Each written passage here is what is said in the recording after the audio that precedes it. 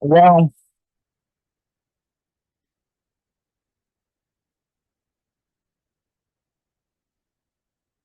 it's done happened again. It's done happened again. Oh man. I am sick of this crap. All right. Let's get to the nitty-gritty. Let's get to the point. I was actually going to do a video, which will still be happening in terms of my thoughts on Intuit Dome because I went to the opening night event into a dome, which held the first preseason game at the stadium when the Clippers played the Dallas Mavericks. Um, so yeah. Also, too, I do want to talk more Clippers basketball on the channel. So listen, if you are a Bears fan and you thought I was talking Chicago Bulls, no, I do not. I'm a Clippers fan.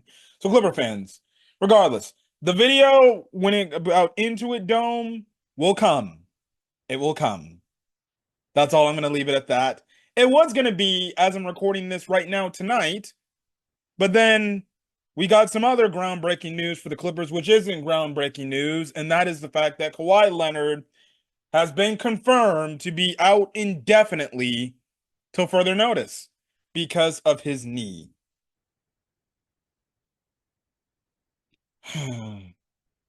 Same old song, same old dance.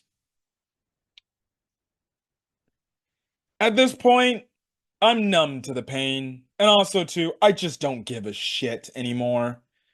Um, what are my thoughts on Kawhi Leonard being out yet again, but this time indefinitely? Well, it's about time the damn organization, the Clippers, finally just come out and admit it and just say, "Hey guys, Kawhi is out indefinitely. We don't know when he's gonna come back, but we'll see." Now, was that so hard? Was that so hard? No, it wasn't. That was probably the easiest thing the Clippers could have did. But you want to know why they don't decide to do the easiest thing? Because it doesn't make sense in their vocabulary to do the easiest thing. They want to always do things the hard way. They always want to do things a different way that is not standard for them that other organizations typically do.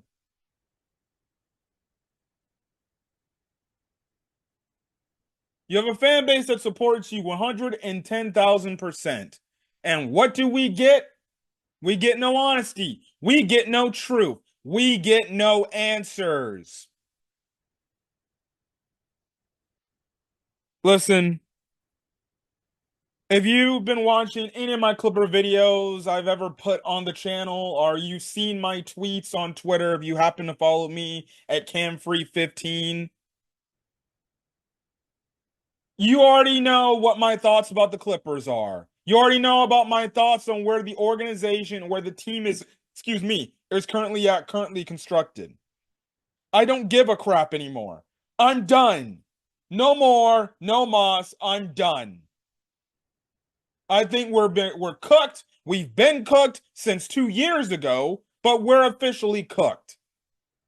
And whatever way the Clippers try to use it as a way to try to compete because they ain't got no damn draft picks, I don't give a shit. I could handle that. That's their problem. Maybe you go back and you look at 2020. Hindsight is 2020, pun entirely intended. But now looking back, maybe we should never give up all those damn draft picks. Maybe we should have called Kawhi's bluff. Or maybe you should have walked away from the deal if Kawhi wasn't going to play with you. I don't like LeBron James, but at least he managed to endure one god awful season of Lakers basketball with a bunch of young dudes. Kawhi couldn't do the same. We could have still had our picks, and we could have had Shea Gilgeous-Alexander still. But no, let's trade him all away for a guy that we let walk away, who I was perfectly fine letting walk away. And lo and behold, guess what, guys? Paul George is injured already. Yeah, he may have been more available than Kawhi ever was in his Clippers tenure, but he was just as injury prone as Kawhi. All I hope for Paul George's sake, he's able to play November 6th. Because I want to be in Intuit Dome so I can be fucking booing. But no, he might not be able to play that game because he hyperextended his knee or he got a knee thing or issue, whatever. And if he misses that game, well, you just take off one of the most highly anticipated matchups or return matchups or a player returning to play their former team ever. And what a freaking coincidence would it be if Kawhi Leonard and Paul George both can't play in that game at Intuit Dome? That would essentially culminate in a full circle moment to where, yes, that's the encapsulation of 2-1-3 Clippers basketball.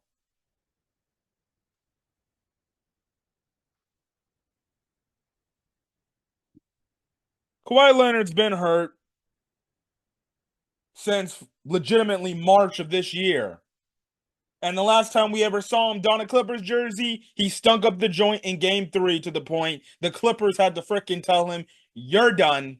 You're shut down." And then for some reason, later into the damn summer, he apparently trying out, or he apparently, excuse me, he's apparently practicing with the Team USA game, or the Team USA basketball team. No, I don't remember correctly if I made a video about that, but I did make tweets about that, and I absolutely hated Kawhi Leonard playing for Team USA. I don't give a shit if it's for a gold medal.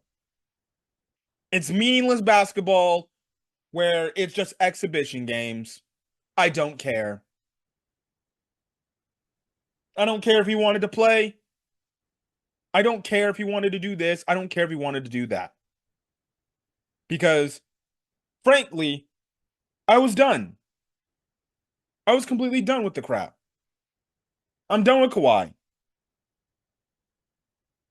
And they allowed him to go out there and play Team USA basketball. Now, the shocking thing is, at some point near before the start of the Olympics, Team USA ends up sending Kawhi Leonard back home. And hold on a quick second, guys, because my dog is barking. All right, back.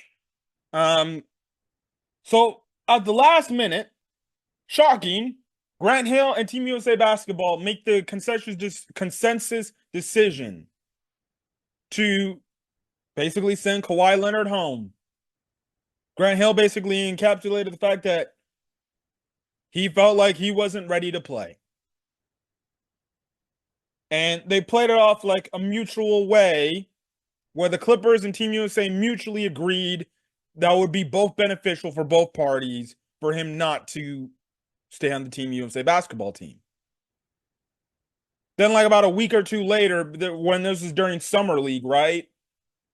You have it to where Lawrence Frank, yes, the guy that I have no idea why he's still on this damn team, why he is still being employed. He should have been let go after this past season, but I digress. If it leads to this year because his deal is up at the end of the season to where Steve Ballmer lets him bye-bye, see you later, I'm fine with that. Because he's a terrible roster constructor, he's a terrible drafter, he doesn't know what the hell he's doing. But going on, I was saying, in this timeline, Lawrence Frank basically accuses Grant Hill and Team USA basketball for unfairly kicking Kawhi Leonard out. Basically making it insinuate that Kawhi was good. He was fine. He was 100% healthy. I believed it. Many other Clipper fans believed it, and they were actually anti-Grant Hill for a time period. They were like, man, F Grant Hill. I'm not saying they were freaking rooting for Team USA to lose, but Clipper fans alike were upset that how could they tell Kawhi Leonard no, he must be fine. And of course, we, the fans, the dumbasses, fall for the organization's lies yet again. And I can't believe I fell for it again because the past few years, I've been so stingy and been so ignorant in terms of not listening to what this organization says, whether I make it out in a tweet and I got a few Clipper fans, whether it's from the positive, I'm not gonna say it, the positive freaking posse. I was gonna say another word, but I don't think that would be appropriate. The positive posse or just fair weather Clipper fans are like, hey, you can't say that. He's fine. You're just saying over this stuff. You're overreacting, Cameron. You're overreacting. You need to shut up and stay in your lane.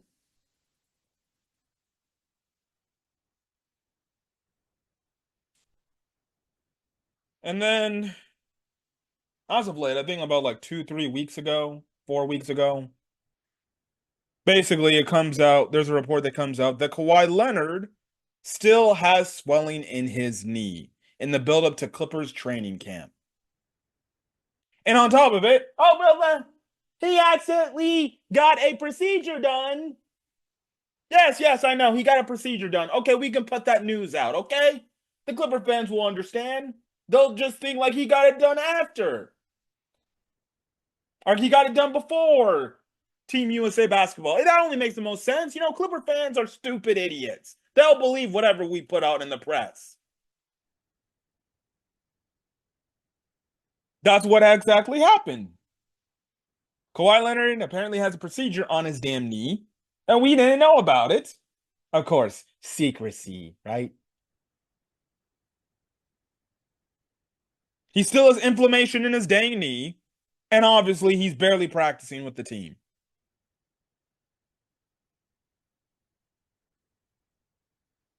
And then in the build-up, obviously you're going to get your questions from the reporters asking Ty or Lawrence Frank, hey, hey, hey, how's Kawhi? Is he doing all right, guys? When will Kawhi return, guys? And then you just have it to where Lawrence Frank and Ty Lue are just like, he's doing great. He's feeling great. He feels like himself. He going out there and he's trying his best and everything. Right now we're listening to his day to day, but it's all really based on when the inflammation goes down. So, who at this point he could return tomorrow for all we care. That's how the Clippers played off. That's how the Clippers played off. That's how they do things. That's how they operate. That's how they operate. When deep down, they absolutely know what's actually really going on in this in the building. And of course, they don't want to tell the loyal Clipper fans that have been loyal since the day they were born or since the day they first laid eyes on this team. This team that has a very god-awful, atrocious history. Had one of the worst owners in the league going from that situation where a whole show was talked about to the point we go to a very solid to good owner in Steve Ballmer.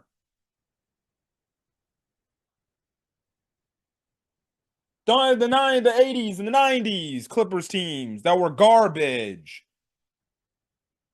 Then you had the 2000s, where the only one bright spot outside of, the young upstart Clippers of, Quentin Richardson and Darius Miles and Corey Maggette. You had that one good year of 2006, where they go all the way to the Western semifinals, right? Only to lose to the Phoenix Suns.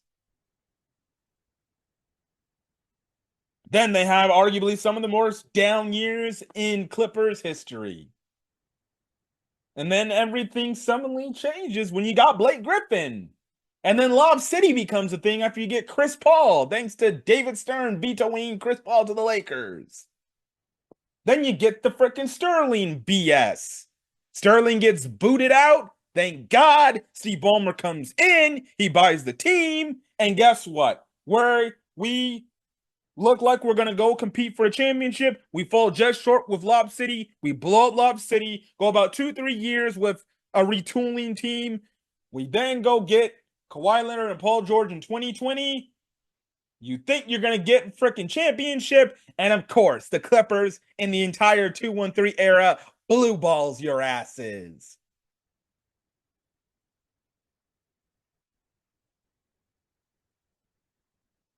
Some of it is choke jobs. Well, actually, one of it was a choke job. Most of it was because of freaking injury, which was the reason why our seasons always ended prematurely. And it was the main guy that we got in this whole 2-1-3 era in Kawhi Leonard, which was the main culprit. Now, when I look back, the last shot we legitimately had to get to a championship was the 2021 team. And I still have this belief in my system. Kawhi Leonard does not tear his ACL in that game 4 against the Jazz, if I correct me if I'm wrong. We end up moving on, beating the Jazz. We end up beating the Phoenix Suns. And dare I say, I think we beat the Milwaukee Bucks and we win the NBA championship. I legitimately believe we were going to win the championship that year if Kawhi Leonard didn't get hurt. But that didn't happen. And then the future years, well, plagued by injury. Simple as that. Simple as that. And again, here we are with Kawhi Leonard ruled out indefinitely. Now, if you're wondering, you're going on Clippers Twitter and you're wondering, why are so many fans upset? You're going to have some of your whatever people, positive people, some other people out there saying, like, you guys need to shut up. Why are you guys so upset? You should have known this. You should have figured this. No, it's not about you should have or we already knew. You should have guessed this from a mile away. No, we did know this from a mile away. The problem is, it's the fact that the organization yet again lied to the fans. Instead of just coming out and telling the truth and just saying, hey guys, this is what's going on in the organization. This is what's going on with Kawhi. He had a setback. He's going to be out indefinitely and until further notice, and we'll see where that goes on. We'll reevaluate him in about a month or two from now. He won't be ready for the season opener, and that's it. That's all they got to say. Simple as that. All they got to say. I'm a 25-year-old dude going on 26 years old, and I know how to come out with a press report better than how that organization can come out with a press report. And I don't even got press report knowledge or credentials or a bunch of other stuff, right? I probably could make a pretty good dang PR manager for the Clippers. And it's simple. Here's what I would do. I just come out and tell Lawrence Frank, just tell them the goddamn truth. Tell him that we're going to set Kawhi back, and it's going to be a while till he comes back. Yeah, these are the same fools who keep getting annoyed when they keep getting the questions asked about Kawhi Leonard and his freaking injuries. Well, maybe, you dumb numbskulls, if you just had come out and just tell the truth, maybe the reporters won't have to constantly ask you about the Kawhi stuff.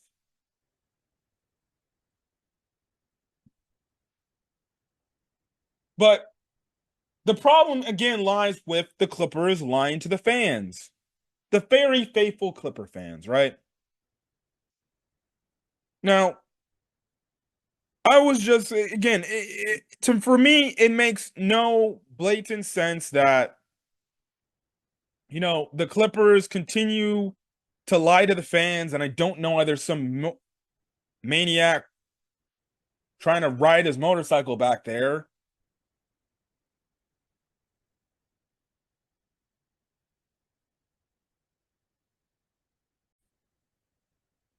Don't you love it when you hear background noise of some idiot revving up his car thinking it's Fast and Furious, right?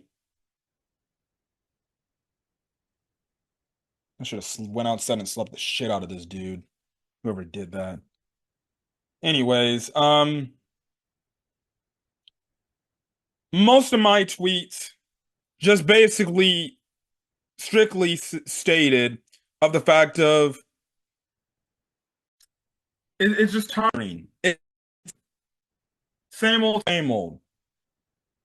Kawhi Leonard gets hurt, Clippers say nothing about it. They tell you about almost 4, 5, 6 months later down the road about what actually really happened, and then you're just like, dude, come on now.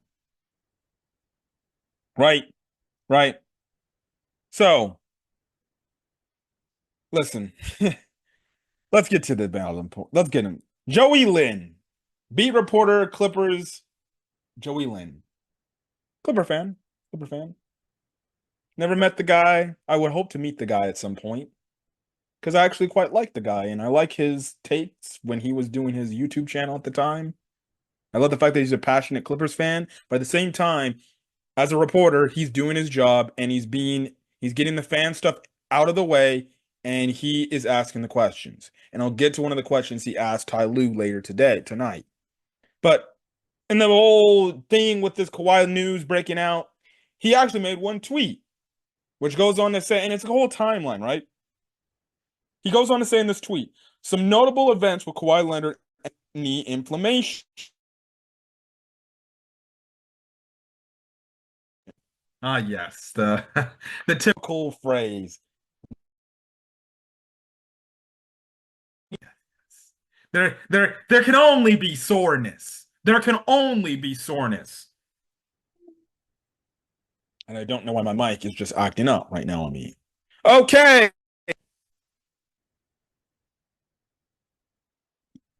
Hopefully my mic is acting right again. Anyways, as I was saying, yes, knee soreness. That is your go-to for the Clippers when it comes to Kawhi and Leonard knees. Knee soreness. The moment you hear knee soreness, that's when you know something's not right. 2 days later, April 4th, Ty Lue says he'll miss a couple of games. Oh, I remember. 10 days later, Kawhi misses the regular season finale, which was his eighth straight game. Another 4 days later, April 20th, Clippers list Kawhi as questionable for game one with knee inflammation. We know the story. He doesn't play. Clippers blow out the Mavericks in game one. A day later, the Clippers rule out, obviously, Kawhi for game one. 2 days later, Kawhi Leonard plays game two and game three against the Dallas Mavericks.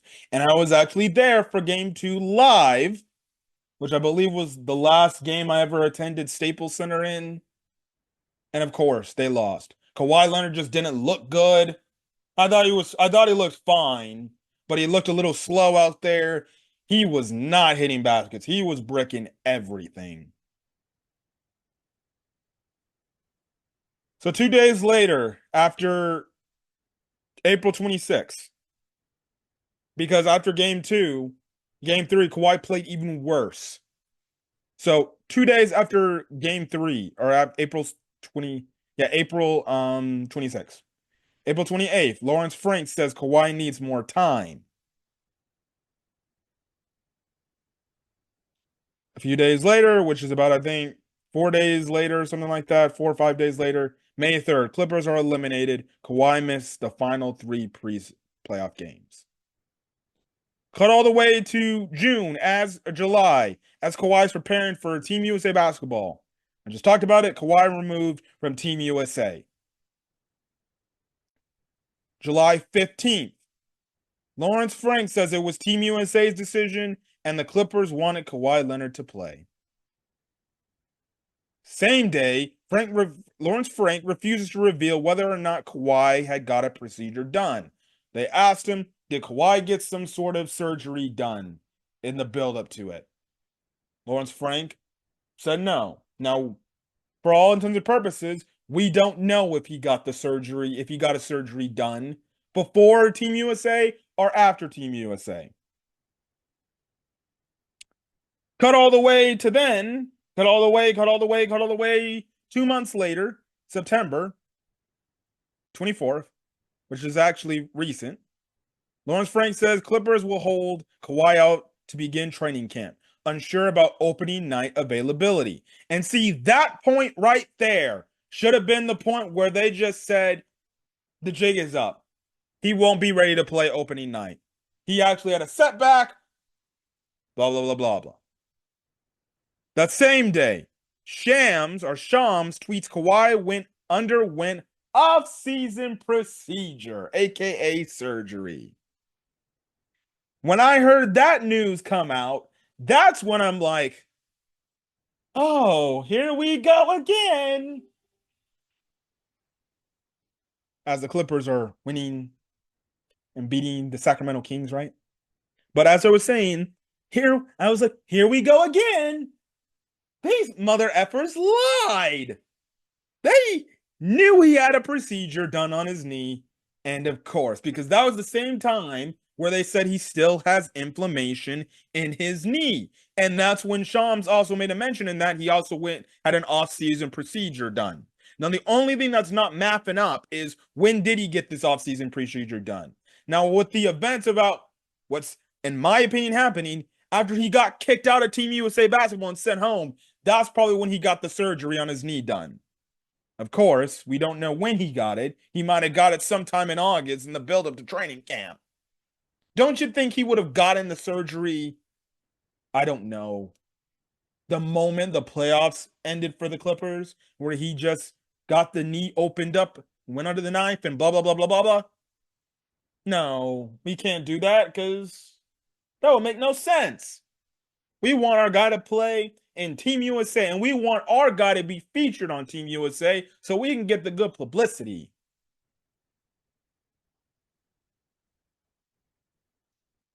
Their coach was already on the team as an assistant coach, who will probably be the head coach of next year's team, not next year's team, in a few years down the road. Going on with the Joey Lynn tweet. October 14th, about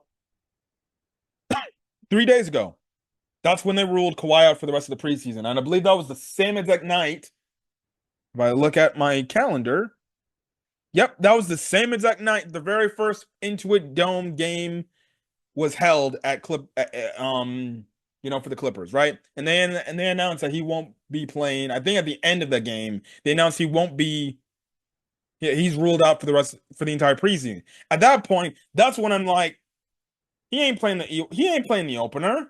If he ruled out the preseason, he ain't playing no damn opener. And then today, Kawhi Leonard has been announced to be out indefinitely, right? So that's the thing. That's the thing. Now, funny enough, in that same thread, somebody does ask. First thing is like, so still no one has given clarification on when the procedure took place, before or after the Olympics. My guy Dime Dropper said he'll be trying to find a way to figure out and get to the bottom of that.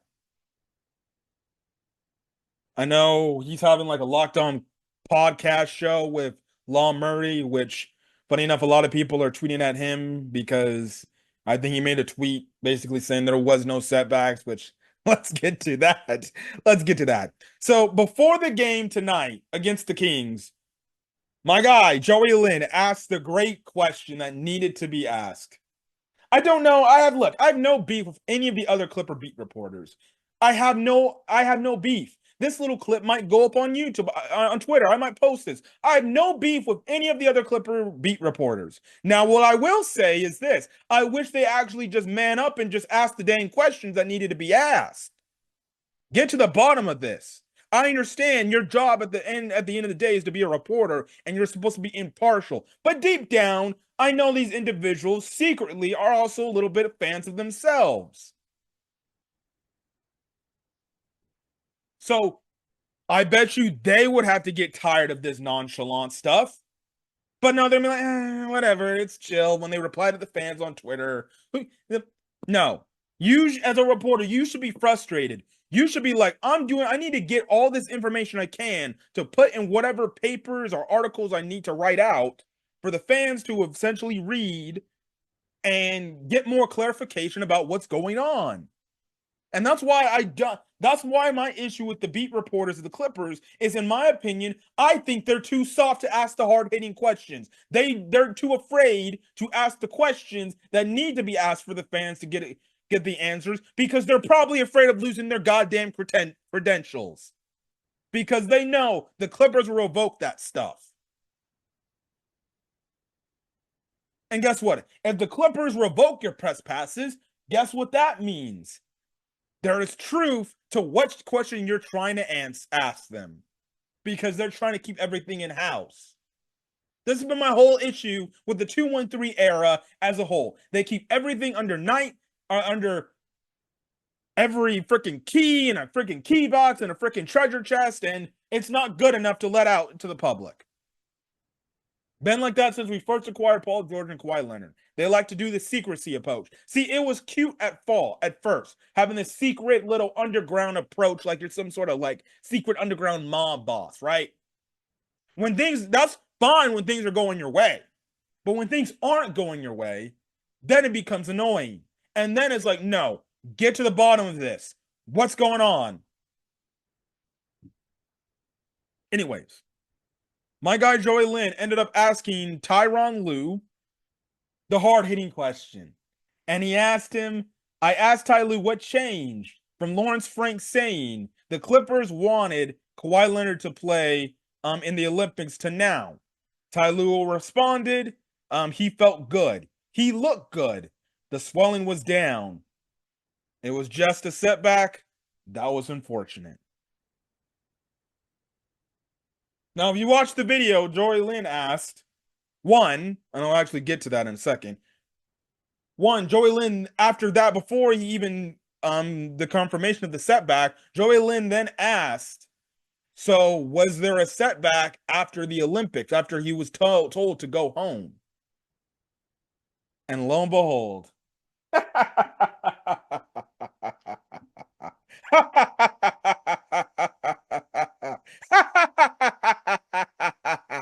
All right, enough of the evil laugh. This MFer confirmed that there was a setback indeed.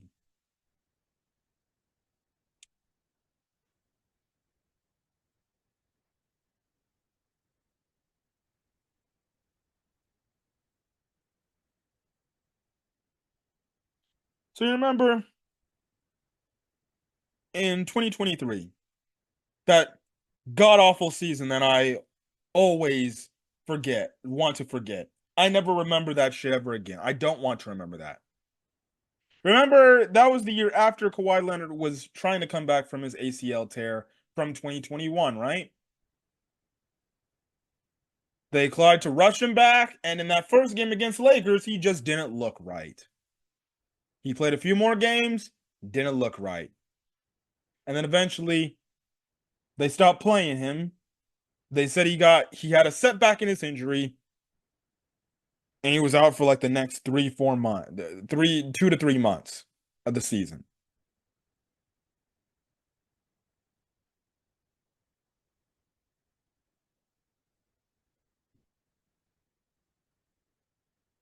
It's the exact same thing here. He had a damn setback. Clearly, he had a setback because you want to know why? He got the procedure done. Clearly, whether it was before or after, it sounded the way the fact that the setback happened. It seemed like he got the procedure done. It looked like he would be a-okay and on schedule to play. But guess what? He wasn't okay. He wasn't ready. And because of it, that setback happened. Team USA was made aware of it, and they knew about it, and they're like, this guy ain't looking good in practice. Send him home. Had a setback. Clippers knew he had a setback. Ty Lue was on the staff, on the Team USA staff, knew he had a setback. Lawrence Frank knew he had a setback. But lo and behold, I'm sorry, we got to get mad at Grant Hill. That's Grant Hill's fault. He told Kawhi to go home. We want to make sure Kawhi gets his gold medal, even if that means he has to sit on the bench.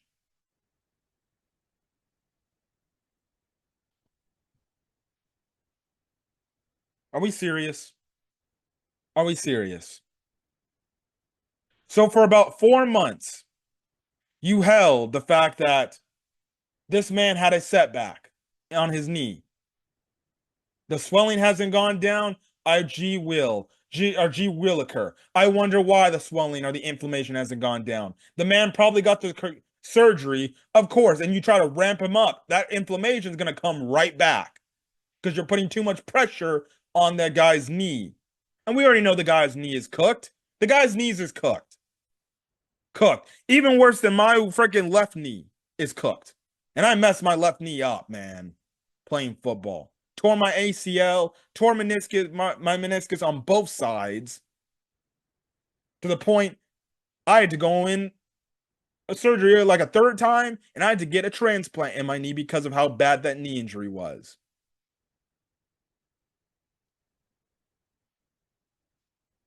Kawhi's knee's more cooked than whatever my left knee can get, and I can still be fine on my left knee.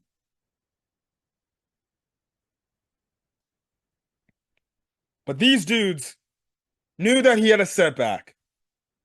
Lawrence Frank knew he had a setback for 4 freaking months, and he thinks it's the right idea to say, let's get mad at Grant Hill, because why? He's the one that sent my all-star player home. Blah, blah, blah, blah, blah, blah, blah, blah. But deep down, in your core, you knew he had a setback, and you knew the reason why they sent him home, but you want to put all the blame and the attention on USA Basketball to get the fans to get upset at USA Basketball, and maybe having the fact that the fans turn on USA Basketball and hope they don't win a gold medal. Playing some sort of weird narrative. The coach, knowing who his coaching Team USA, knew he wasn't right. Hiding it all in till tonight, saying he had a setback. This is the BS I'm talking about. This is the BS that I'm done with. I hate this organization for. This is why I continuously say, this is why I'm doing a freaking Into a Dome video tomorrow, or recording one, right? Whenever that goes up, I don't care. This is why I say, I do not give a shit about the Los Angeles Clippers basketball until Kawhi Leonard and James Harden are off my goddamn team. I said it before and I'll say it again. Paul George is gone. Good riddance. I won't miss you again, dude. Kawhi Leonard, thank you for your services. Good riddance. James Harden, thank you for that good season. A few highs, a few lows. Goodbye.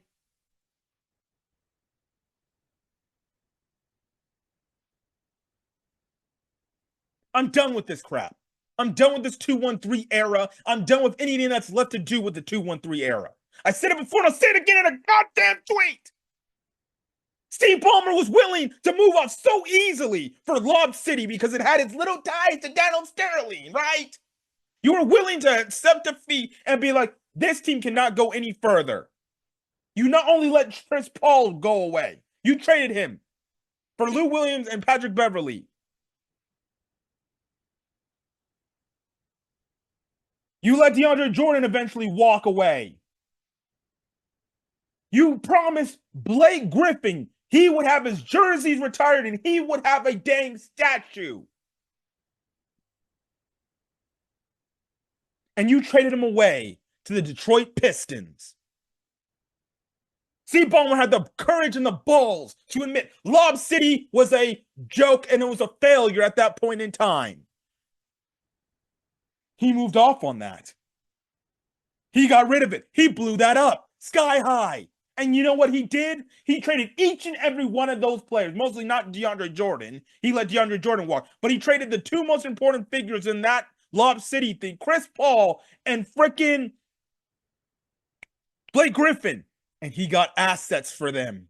And those assets essentially catapulted to them getting to where they were at the time of 2020 to get Kawhi and Paul George. But this man, Steve Ballmer, is too damn ignorant to see the writing on the damn wall. Because I need to open up Into a Dome with something. Otherwise, fans are not going to come in the building. Clearly, Steve Ballmer doesn't understand how loyal the Clipper fan base is. It doesn't matter if the team is bad. It doesn't matter if the team is good. The fans will always come out, and the fans will always are shit. They don't. The fans won't even care if the team is absolute mid. Mid. They won't care because for every little Clipper fan that's out there in the fan base, stupidly enough, There'll actually be ones, even though the team is bad or mid. They'll actually believe we stand a chance. They actually believe we have a shot at a championship if things go our way. So guess what they're going to do? They're going to support the team. And mostly, guess what? I haven't seen the dark ages of Clippers basketball and never have, never experienced. I've only just been dealing with disappointment. That's how I grew up as a Clipper fan. I was on Dime Dropper's reaction video to Into a Dome. I know the part got cut out because the audio on his end got affected, but I was a Clipper fan since '09. I know I said I know I said if you check that video out, I said 2000 or I said 2029 or something like whatever. I messed it up. Yes, I came from the future back to experience the clip. Whatever. Right? You're gonna have your Clipper fans still supporting you. Some of the most, if not the most loyal fan base in all of the NBA today.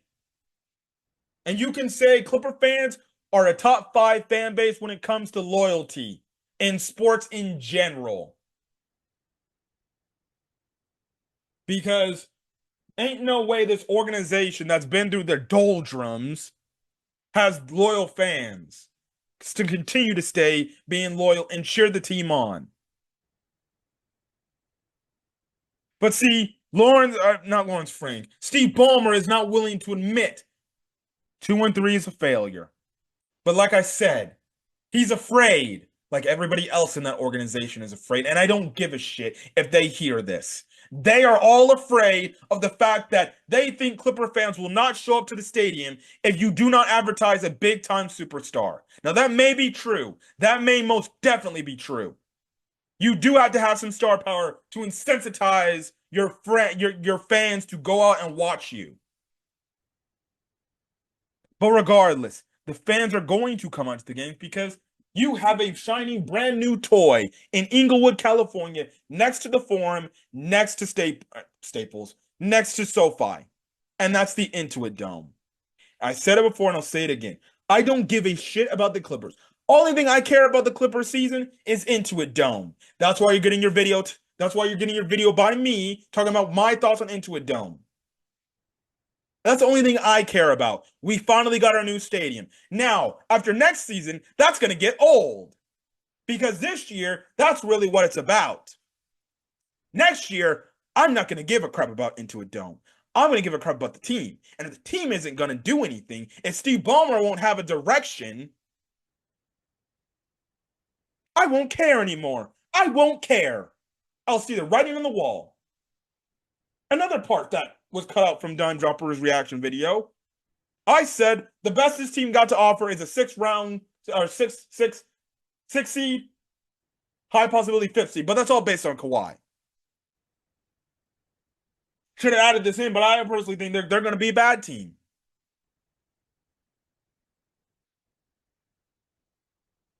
So that's the thing. I don't care. I don't care anymore.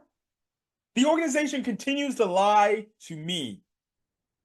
Not only to me, many other loyal Clipper fans.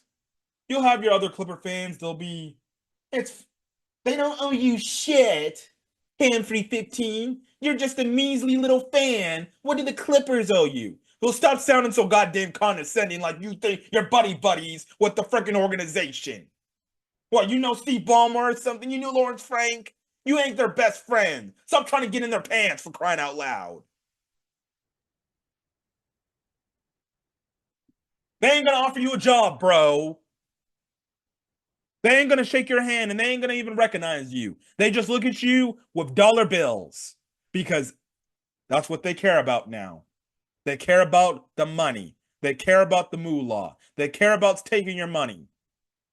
There's a reason why into a dome stadium, prices should go down because Kawhi Leonard's out. Opening night prices legitimately should be priced at $50 starting price at the highest. Not an insane amount of almost $200. I don't care if it's a new stadium. I don't care if it's opening night. Lower than dang tickets. It's bad enough parking is god awful over there, which I'll talk about in my freaking video. about Intuit Dome. $70 to park in that stupid garage to go watch a mid Clippers team that, guess what? They consistently lie to you. They consistently test your patience as a fan. And they want to keep doing that. Go ahead, keep doing that. Keep duping the fans. Because reality, you'll start to lose fans. And like I said, I'll say it right now, say it again. This year, fans will show up because they want to go see the new stadium. In the future years, fans are going to start to wise up and they're going to be like, okay, that was a great first year of the Intuit Dome. Can the team be any good, please? Of course, the team's not going to be good because they have no direction. They have no direction. And I don't mean to be the bearer of bad news, but listen, Steve Ballmer is getting exposed as an owner. He's just using his money. Well, he really can't because of CBA now. But he's going to use his money to try to get big free agents. That's the thing. It won't work this time. Because as a fan base, we're not going to believe that crap. We're not going to believe that crap. So, that's it. That is it. I know it was not much of a rant. It was more like a monotone rant, but you get my point. I'm done with this shit. I don't give a crap. When I go to Clipper games, like I did on Monday, I didn't care about what the team offered. Yeah, I watched the game. Yeah, I see some nice little highlights of, oh, Kai Jones looks pretty good. Maybe we need to sign him to a roster spot that we still haven't done yet. But yet we still employ PJ Tucker, and we want to try to find some sort of trade candidate. Just cut his ass. And then open that up for, I don't know, Kai Jones, who looked really good in a preseason game. Mind you, Mo Bamba's out because of injury. I think you need Kai Jones as a nice, solid backup big. But no, we want to have PJ Tucker on the roster because we're trying to find a trade spot for him. Just cut him, please. Ungrateful asshole.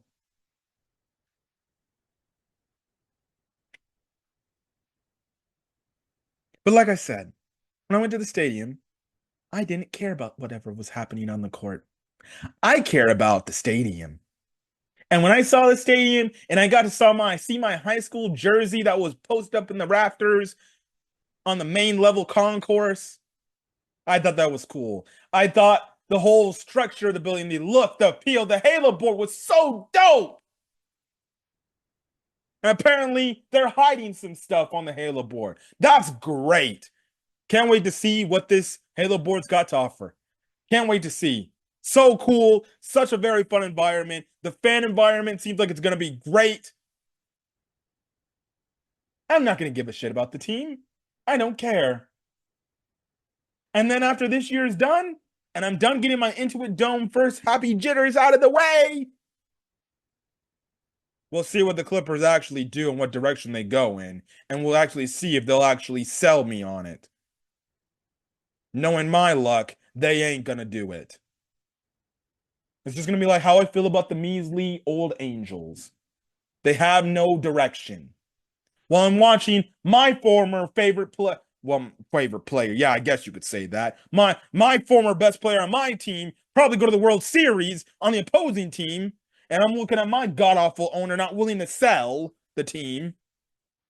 The Clippers are messing around. It's shocking, ladies and gentlemen. It's shocking.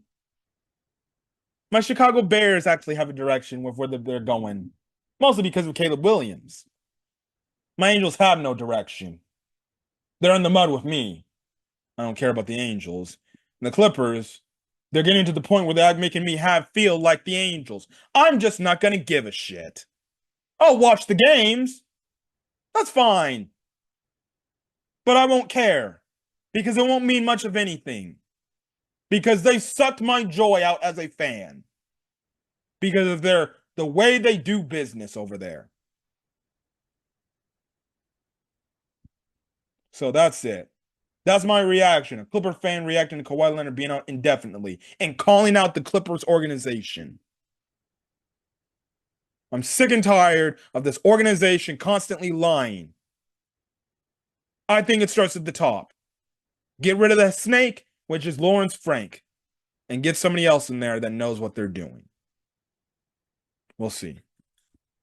I hope you guys enjoyed the video. I hope you guys enjoyed my little mini rant. Or quiet rant, I guess you can say. It wasn't really mini. This video is pretty long. But yeah, whatever. I'm done. Kawhi Leonard's knees are cooked. When he comes back, I have no clue. For all I care, he could sit out for the entire damn season. I want to give a shit. I just want him off my ball club. I'm done. I'm done with Kawhi. I don't want to see Kawhi never again wear a Clippers uniform. That's how much I want him off my team. And I want this team to go in a new direction to where they need to find a way to be competitive, to attract star players to come here. I'm done. I'm done. Get rid of the last remnants of 2-1-3, and now I think we're cooking with gas. Because then you'll actually have a direction to go in. You want to stick around and think you can still compete with Kawhi Leonard, who's old, and James Harden, who's old. Guess what? That's the thing. And the most important part with Kawhi Leonard out, we're going to get James the System Harden now at age 35. If he was 26, prime James Harden, yeah, I'm down with that. But nope, nope, nope, nope. So, whatever. I don't care. If you go to Into a Dome games and you see me, I'm always welcome to say hi. That's all I care about. I'm only going to the stadium just to see the stadium. I don't care about the team. And I'll say that in my Into a Dome video. I don't care about the team. I'm done. The team means nothing to me anymore. They're dead to me. Choose a direction, and I'll start to care again. But till then, I'll watch the games. I won't give up on them, but I don't care, and I don't have any freaking care in the world for this god-awful basketball team right now. Because they stripped my joy and love from basketball.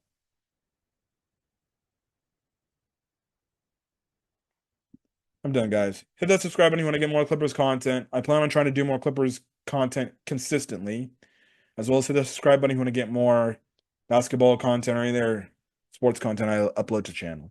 Till then, guys, stay safe out there and have a great rest of your day. Now, return this video. Till then, guys, peace.